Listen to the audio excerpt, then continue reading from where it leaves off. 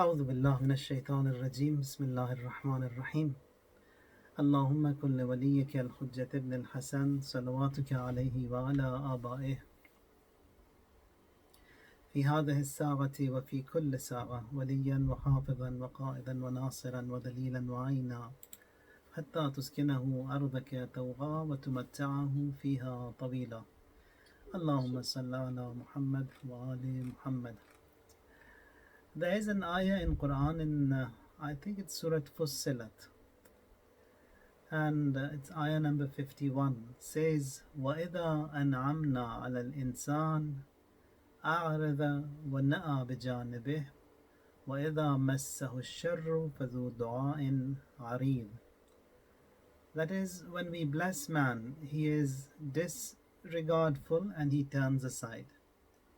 And when an ill or a mishap befalls upon him, he makes supplications. فَذُو دُعَاءٍ عَرِيضٍ, protracted supplications. So when a problem comes to him, he comes to Allah, which is good in a way, but not a very healthy relationship with Allah Tabaraka wa Ta'ala. That what we are commanded and instructed to is to have a healthy relationship with God, not only when we are stuck, not only when we are in problems, but at all times. The same thing applies to a bond with Imam al-Asr alayhi salam. Not only when we are stuck we come to him, at all times we be with him, whether we are well off or otherwise. So whatever we have in this grand creation of Allah Tabaraka wa Ta'ala, everything is in the knowledge and ilm of Allah.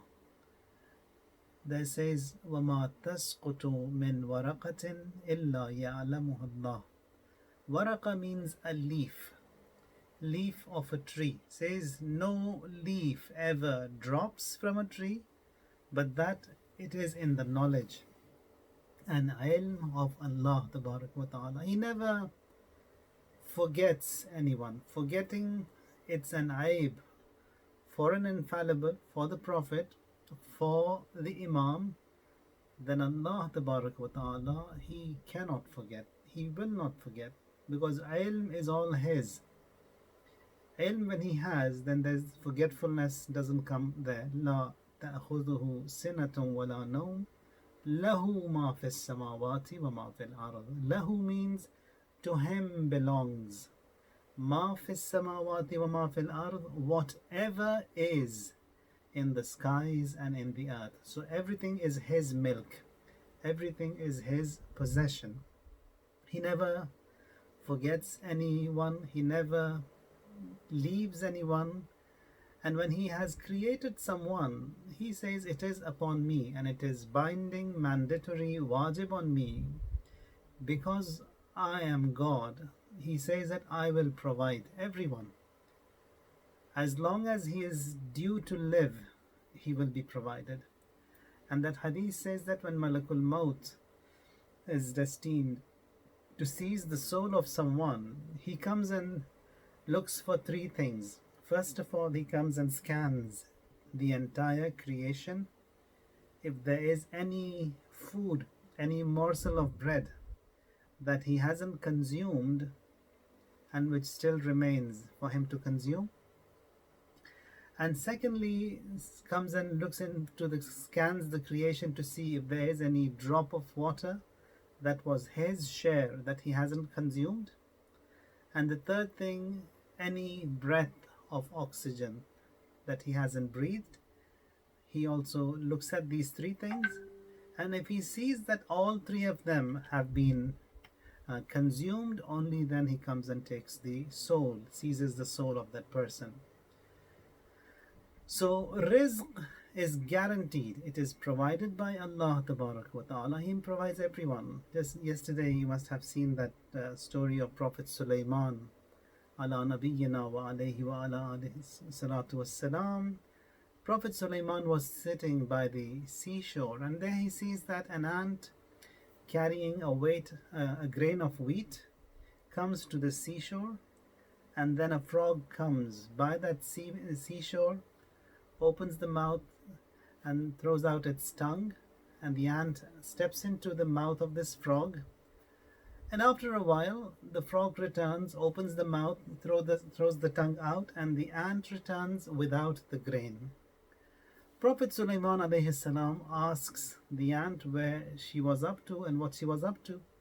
Says that there is a worm deep down in the seabed, in a rock, and there is a worm living in that rock, and that worm cannot come out.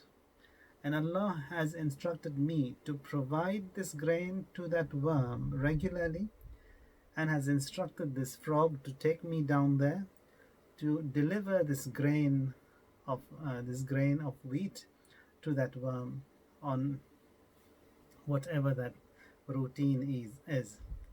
And here Prophet Sulaiman says that all this time that you've been delivering these grains to that worm, did you ever hear him say something?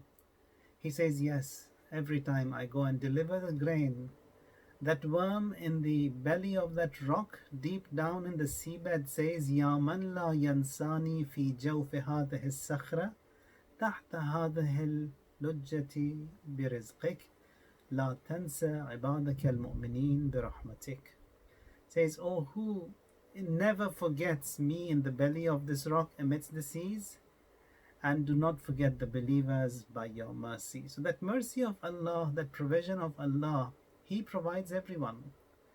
Sometimes we see that there is this hindrance, there is this turbulence in this provision, or in this providing of these ni'am. The reason for that is, we read that every Thursday, Allahumma ghfir li al-dhunub allati tahtiku al-isam. Allahumma ghfir li al-dhunub allati tunzilu al-niqam. Sometimes it becomes difficult. Things, they change. Here Amir al-Mu'mineen says that it is the sins that result in the hindrance of that rizq from Allah to us, or it is those sins that we commit as a result of which those blessings, they are changed. Allahumma ghfir li al-dhunub allati tahbisu ad-du'a. God, forgive those sins that tahbisu ad-du'a means that stop our du'as from being accepted. Allahumma ghfir li al-dhunub allati tunzilu al-bala. And many a times it's the sins that we commit, they result in the downpour of all these afflictions, tests and trials from Allah tabaraka wa ta'ala. Allahumma ghfir li kulla dhanbin aznabtuh. Forgive every sin that I have committed. So effects of sins that ruin and destroy societies. Now it may be a sin that I'm committing, but because I'm part of that society is also affected by the wrong that I do. So it is just like every other thing that we find that people who are bad, they may exist in a society. Their mere existence contaminates the entire society, just like these cancerous glands that pop up in the human bodies. If they are not removed at the right time, the entire body has to go through a tough phase, and at times has to leave. So sins also do the same job. Now the sins that we commit, it may be something that I have done on my own, but then because I am part of the community and the society, so everyone has to suffer. About 70 years ago, we talked about this great Arif in the past 2-3 sessions. I don't know which session it was. It's Marhum Ayatullah Sheikh Hassan Ali Isfahani Lokhudaki. And it was those times then there was this locust attack in Khurasan. A locust attack where these crickets, they come and attack the farms. They destroy everything. And just a few years ago, we had these locust attacks in all these different parts of the world, and millions of crops were lost. Now, living nearby in Khurasan, one of these villagers, when he sees that these locusts are about to come, the entire sky goes dark, pitch black, and they come and they devastate the entire farm, the crops, everything. Comes to this Sheikh, Ayatullah Sheikh Hassan Ali Isfahani, and says that we expect this locust attack here, and I do see them coming this way. Can you do something? Here he says that when you guys don't pay your zakat, you don't pay your homes, then you expect this bala also not to come to you. Allahumma ghfir li az-zunub allati tahbisu ad-du'a tunzilu al-bala. So these balas, they drop as a result of this wrong that we do. He says that you don't pay zakat and you expect this bala also not to come to you. I'll pray for you. Now this great alim is a mustajabud da'wah. Mustajabud da'wah means someone whose du'as are guaranteed to be granted. Mustajabud da'wah. Now a person comes to that rank due to not sinning, and when he hasn't done anything wrong, any sin, any makruh between him and his Lord, then that ability is given to him, and whatever he asks, then that dua is granted and given. He says, I'll pray for you on a condition that you promise that whatever you earn this year from these crops, you will pay the zakat. He swears in allegiance and says, I promise I will pay the zakat, and you also pray for me that this bala, it doesn't come to my land. He says, in the meantime, when he was swearing this oath with the Ayatollah Sheikh Hassan Ali Isfahani, he saw that he's writing a little note.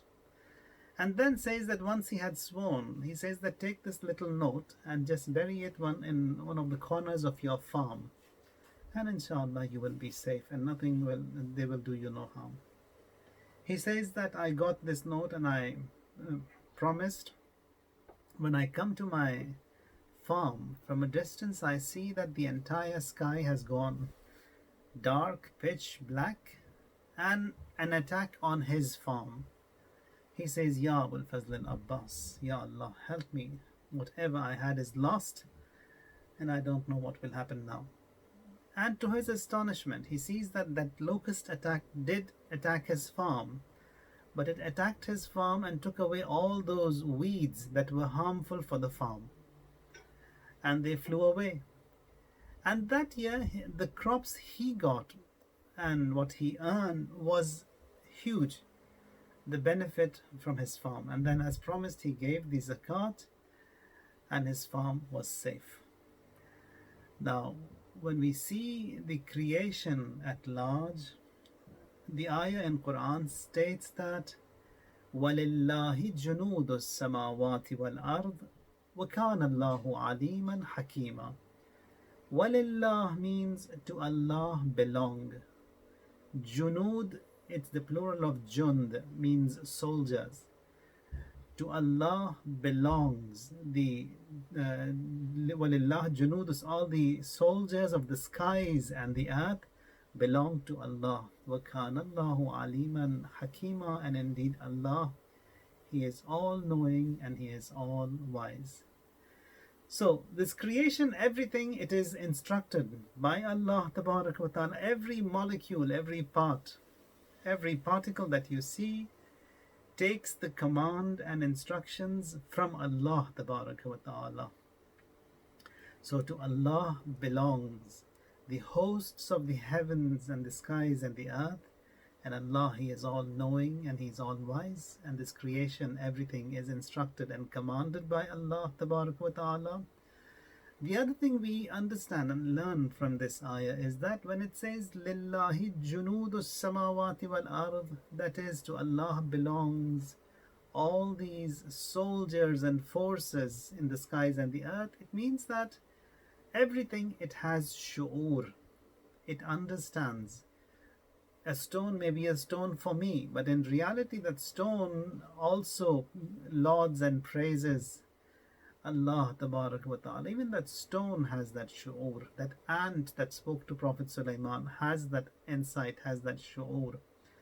Everything has that shu'ur. It understands, it is aware, and it is instructed by the Almighty Allah.